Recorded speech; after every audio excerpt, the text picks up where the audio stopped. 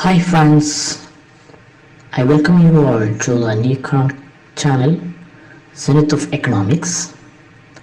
This is a channel which supports secondary and senior secondary students of CBSE syllabus, IG syllabus, and so helpful for intermediate and undergraduate students and those who are interested in learning economics and followers of economics.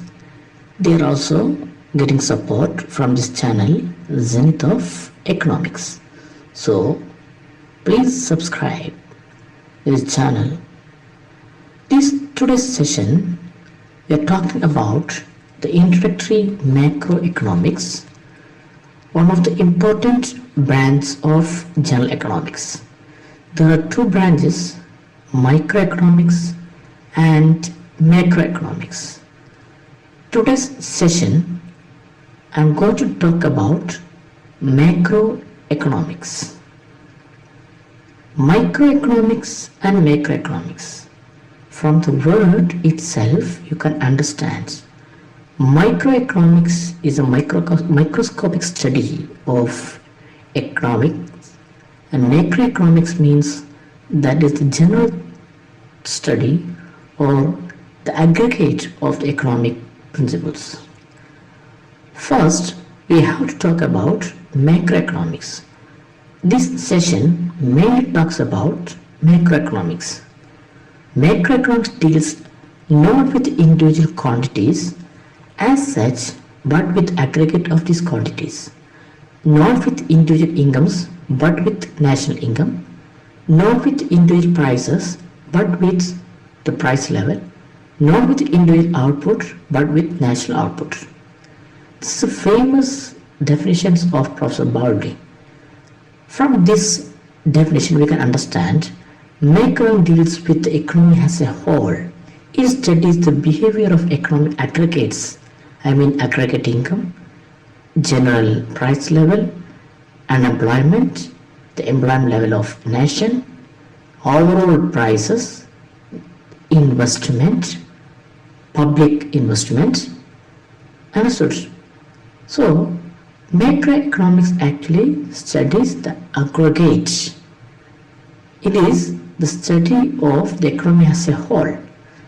What are subject matter of macroeconomics? First one, theory of national income, theory of output and employment, theory of general price level, theory of economic growth, theory of international trade, and theory of money. National income means the total income, the aggregate income generated there in an economy. Price level, general price level, it is not an individual price level. It actually deals international trade. Now, what are the major concerns of macroeconomics? Aggregate demand, aggregate supply, saving, inflation, deflation, economic growth, unemployment, trade cycle, economic planning, fiscal policies, as well as monetary policies. Aggregate demand means total expenditure. Aggregate supply means total output generated in an economy. Inflation, deflationary situations. Then economic growth of an economy as a whole. Then what is the employment level, unemployment level of the economy? Now, you can see the difference between the microeconomics and macroeconomics. You can read this one by one. Microeconomic is individual economic behavior. Then there is individual prices. This based by price level. But macroeconomic is aggregate economic behavior in general price level. Understood? In microeconomics, price is a basic parameter, but in macroeconomics, income is a basic parameter of. Then, study of economics is important for resource allocations, but microeconomics is important for policy designing, etc. Now, the origin of macroeconomics actually after the Great Depression of 1929.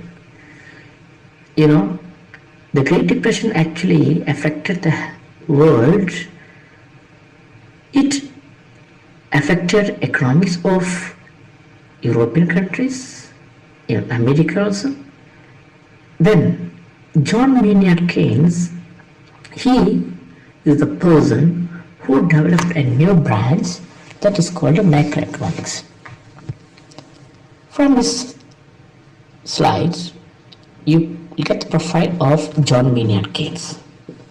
He is a mathematician by training with special interest in subjective probability theory of model uncertainties, born and brought up at Cambridge in neoclassical traditions, and select publications: Indian Currency and Finance, The Economic Currency of the Peace. John Maynard Keynes actually contributed a lot to solve the problem of economy that was faced by the economists in 1929 in a Great Depression. Actually, in his theory, he mainly focused the work creation programs. Keynes argued that aggregate demand determined the overall level of economic activity. So when we boost up the aggregate demand, that means total expenditure. If people are ready to spend more, then the economy will grow. That means the production depends on the consumption. When people are ready to consume more, then the production will increase. Then how to increase the purchasing power of the people? The government has to start work creation programs. So in this theory mainly, the employment is equal to output, that is equal to income. That means when employment increases, output and income increases proportionately. That means consumption expenditure actually determines the growth of an economy. In short, consumption expenditure depends on what? Size of income and propensity to consume. Now, if we talk about the main scope of macroeconomics, it studies the concept of national income and methods. Macroeconomics studies the problems related to employment and unemployment. It studies the functions of money and theories relating to it. It studies the banks and other finance institutions. Then macroeconomics studies economic planning. Then macroeconomics studies determination of income, output and employment. It actually frames, designs different policies for economic growth of a nation. Macroeconomics also studies the trade among different countries, balance of trade, balance of payment, etc. are major areas of macroeconomics. Then when we talk about national income and accounting, we know there are three major areas, three important methods for calculation of national income. This will continue next session. So don't forget to subscribe this channel and you may get the remaining session there in the remaining videos.